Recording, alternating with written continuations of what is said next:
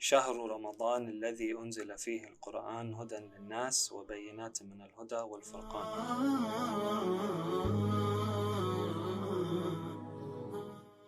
أعوذ بالله من الشيطان الرجيم. بسم الله الرحمن الرحيم، وصلى الله على سيدنا محمد بن عبد الله وعلى آل بيته الطيبين الطاهرين.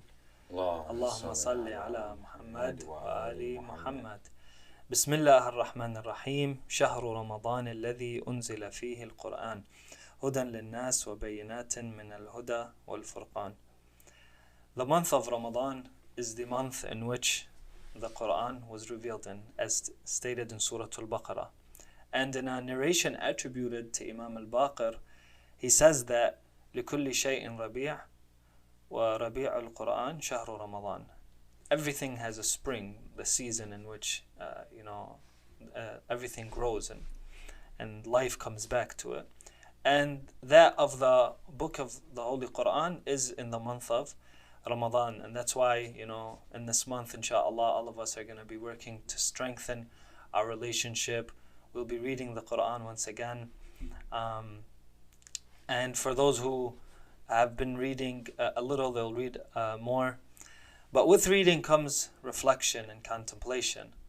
And when reading these verses, a lot of times, when I'm reading certain verses, I think to myself, what does this mean?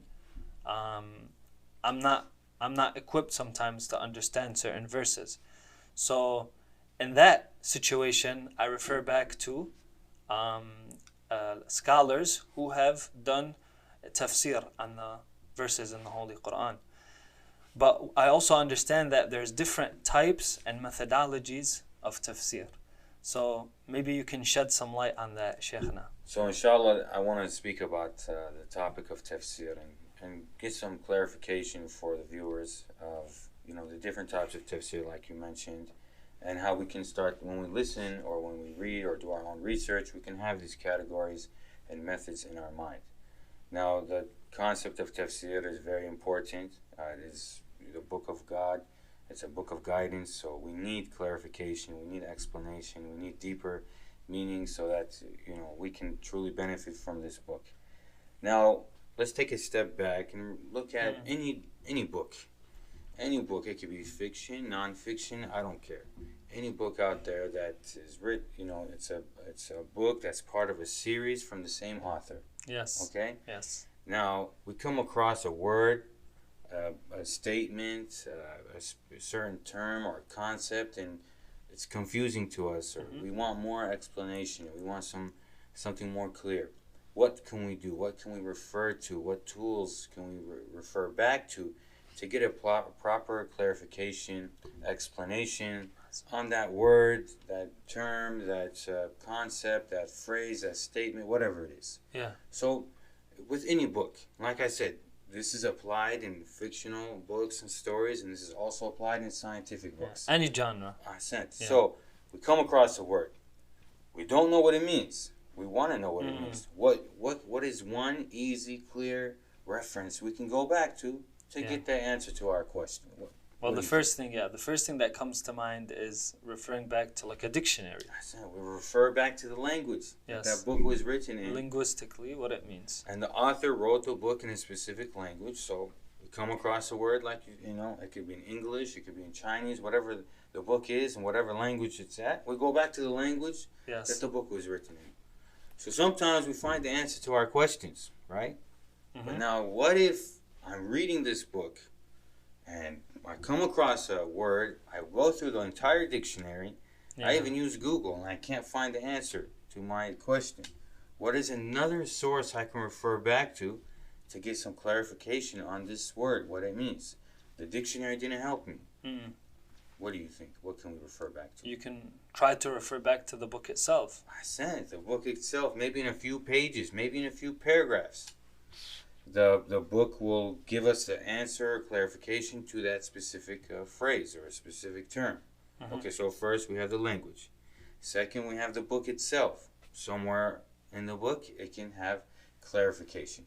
Now, I went through the dictionary. I didn't find the answer. Yeah. I went through the book itself from cover to cover, and again, I didn't find clarification or explanation to this word or concept or passage, what can I refer back to?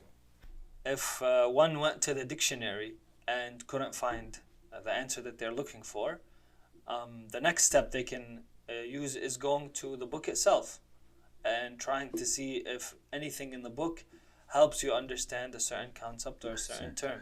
You'll either find it in the next sentence, next paragraph, or maybe a few chapters later. Exactly. Oftentimes you'll find more clarification about the story, about the person that's mentioned, the concept, whatever it is. You can find it somewhere else in the book. Yes. Right? Yes. Imagine you open up a book in a random page, you come across something new to you. It could be a name, it could be whatever the concept is, and you flip back a few pages, or you flip a few pages forward, and you find the answer. Yeah. So this is something very common. We all understand this, right? So the book itself oftentimes gives us clarification of information mentioned in that same book. Yes. Okay.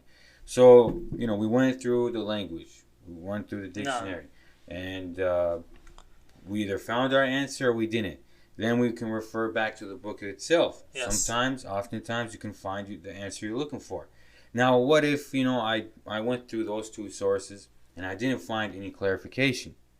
What's another source we can refer back to get, the answer we're looking for, the clarification, again, about the term, the name, the word, the phrase, the concept, whatever it is. So another thing that comes to mind is maybe going to a publication of the author, like another book that they've... Especially important books. If it's an important book, you'll see that the author will have written or produced something. It could be a book, it could be something where they are, it's almost like a guide that helps you understand certain important terms or concepts, or even how to use the book. Yes. Right? So oftentimes the author himself will have produced something else, some other work that's not physically inside that book, that helps you, guides you through this book and gives you answers to terms and whatever concepts in that book. Exactly. And we have many examples of that. Yeah, like for example, in the Islamic sciences, you find that sometimes an author of a book, he'll write a book and then he'll write a sharh to the book, right? An explanation where he'll go back and he'll make the terms and the concepts much easier for the beginner to understand and to fathom. So then the student can refer back to that publication to get the answers and clarification on whatever he's working through in that book. Yes. And we see this happen often in important books. So it's nothing strange to us. Okay. So the author himself will have, made something that allows the reader to get clarification. That's not physically in that book. Now, what if, we go through the language, we go through the book itself, we go through, let's say, that other book that the author wrote that is almost a guide of that specific book, and we don't find the answer.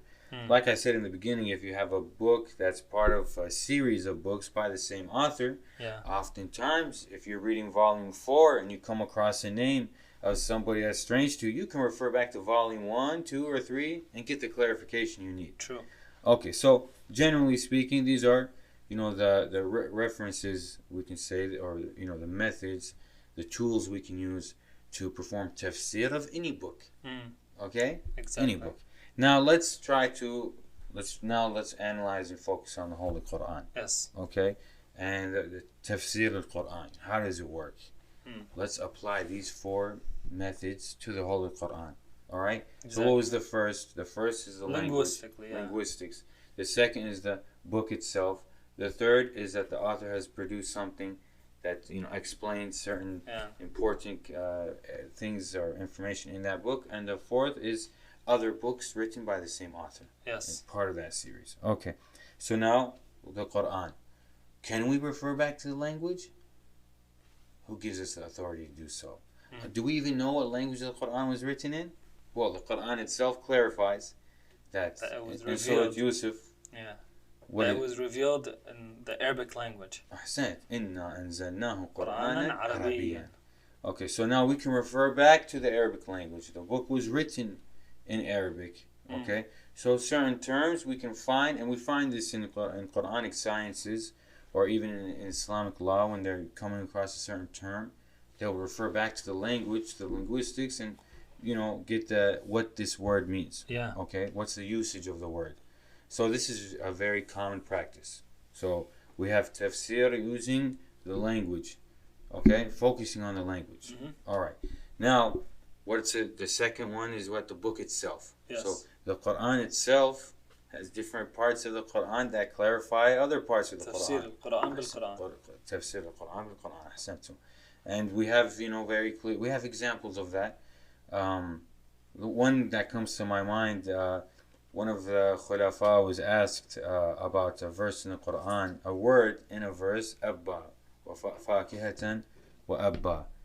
What is Abba? He was asked, and he said, I don't know. And they refer back to Imam Ali, and he clarifies. He says, read the next verse. Mata'an lakum wa li'an'amikum. So tafsir al-Quran Ahsant. with the Quran. Ahsant. And we have clear usage of this from the Prophet and from the Imams. Okay, so we have the Quran itself, and we have many examples of that. For example, Inna anzalnahu fi laylatil qadr. Maybe somebody wants to know, when is laylatil qadr? Which month of the year? Well, we have the verse that you started off with, Shahru Ramadan. الذي أنزل فيه القرآن. Ahsant. So we have. So it's in that month. Ahsantum. Yeah. So you can refer back to other parts in the Quran where you can get clarification. Yeah. And mashallah, this is also very commonly used, and it's nothing strange for us to understand. You might hear about Prophet Musa in this verse, in this chapter, and only one verse, but then you refer back to other verses, and you get more parts to the story, right? You want to know more about heaven. You have a surah that only has a very limited description of heaven. Then you can refer back to many other verses that give you this more detailed description of heaven. So this concept, it's nothing strange. We do it all the time. We can understand it. So we got referring back to the Quran. Now sometimes, I just go through the language. before you continue, I feel like this also, like for myself at least, it gives me the motivation to read the Quran this month with a more reflective mind. Because now it's like, I'm not just going to read the verse and, I'm just going to get the thawab and kana Allah yuhibbul muhsinin, and right? But no, like rather I'm going to read the verse and I'm going to try to think, where maybe this term that is mentioned or this word was mentioned before. Maybe I can refer back to it. So this kind of gives me the motivation, now that you've mentioned it, to read a little bit more reflective when I read the Quran. You can come across a word that you don't know or a concept, and mashallah, with our devices, with search engines, you can literally pick up copy the same word and search for it. And you can see all the other verses that are also talking about that same thing. So it's very useful. Now, I'm not saying that we should jump to conclusions, but these are the tools that Mufassirin use when they're performing tafsir al-Quran. Now, so we said the first one was the language, Arabic language. The second one was the Quran itself. Now the third one, just like we said, important books out there that the authors have written a sharh or have produced something from the author that explains important matters in the book. For the Holy Quran, we apply this to the Holy Prophet and the 12 Imams. Where we go, you go through the Quran, for example, from cover to cover, and you can't find another verse that describes that certain word that you came across. Yes. Well, what's a third option, a third reference we can refer back to, is the hadith of the Holy Prophet sallallahu alaihi wasallam or the Imams alayhimus salam. Ahsant. So, where do we get this? The permission to refer back to the Prophet. There's a verse in the Holy Quran, right? The one that mentions الراسخون في العلم. Ahsant. We have that. We have وما آتاكم الرسول فخذوه. Yes. We have وما ينطق عن الهوى.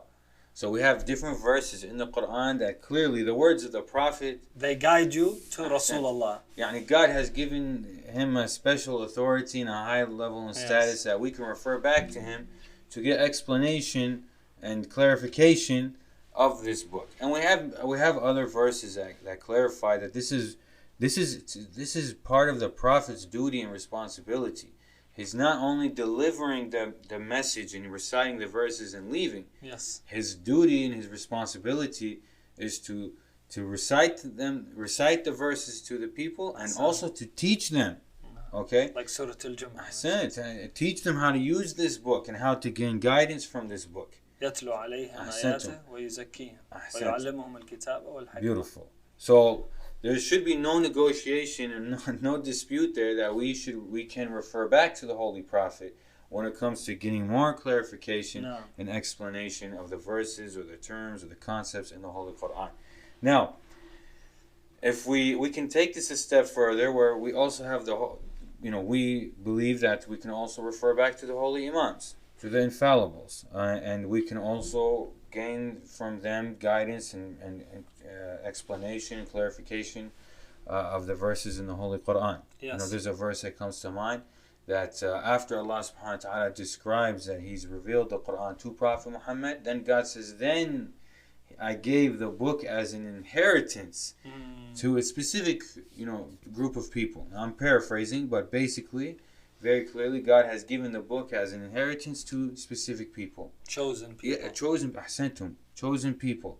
And these are not, the Prophet is not among them. These are after the Prophet. Okay, and interesting. We clearly believe, we know who those individuals are. Yeah. But we also will refer back to the holy Imams, and we'll get from them clarification on certain words and how to benefit better from the Holy Quran. Now we come to the fourth reference. This is a tricky. I mean, they all can be technically tricky, but this one, only experts in the previous revelations can benefit from this, and it's also in limited areas. Yes. But it's also technically a reference to refer back to. And like I said in the beginning, if a book was written by an author and it's part of a series, oftentimes refer back to previous series. Previous volumes will clarify names or stories or whatever the case may be. Yeah, especially when it's like very like a technical book. In the beginning we find that they have the introduction and they give you all the introduction you need and for a certain concept, and then later on, like I found myself doing this, you'll be reading a certain concept in the middle of the book and you forgot. Especially if you've been away from it for a long time. You'll forget what it means, so you have to refer back to maybe a previous book. And we have, as Muslims in the Quran, that we are supposed to believe in the previous revelations. You technically, as a Muslim, you must believe that God sent other books before the other prophets. The Quran is the final book of revelation. But there was books messages that God revealed to messengers before Prophet Muhammad sallallahu alaihi wasallam, and we have to believe in that. Now, the tricky part is that clearly, historically, there's no debate that those books, for referring to the Torah or the Bible, Injil, the New Testament, the Old Testament, there is no dispute historically that there was, we could say, distortion or fabrication that took place. I mean, this is from non-Muslims themselves. They agree on this, but the Quran clarifies to us that those books, they have guidance and light, but they're not fully guidance and light because they have been fabricated and there has been distortion that took place.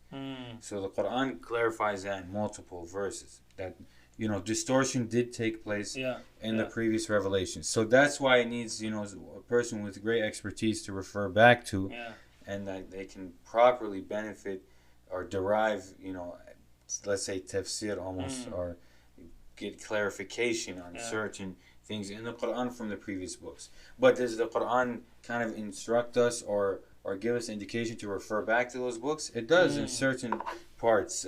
For example, the Quran says, it says, أعوذ بالله من الشيطان الرجيم الذين يتبعون الرسول النبي الأمي الذي يجدونه مكتوبا عندهم في التوراة والإنجيل.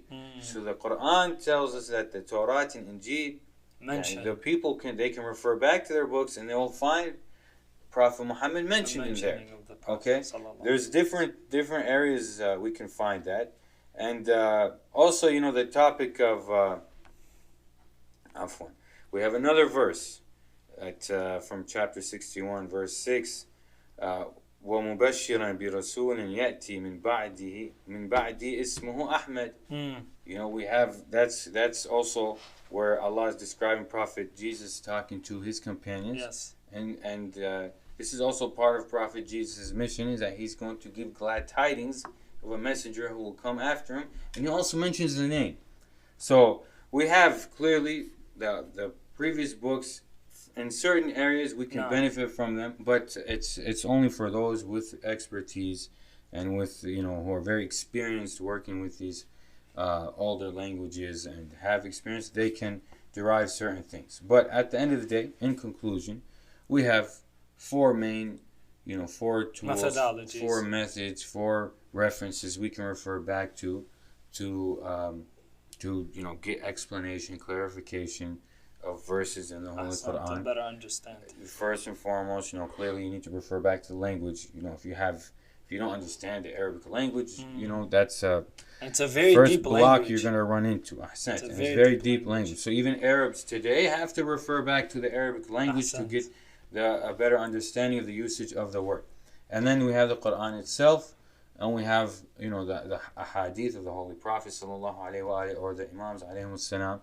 And like I said, in certain limited areas, we can refer back to the previous scriptures. Now, a very important point here is, okay, what if I'm using a tool or source that's not one of these mentioned? Does this ever happen?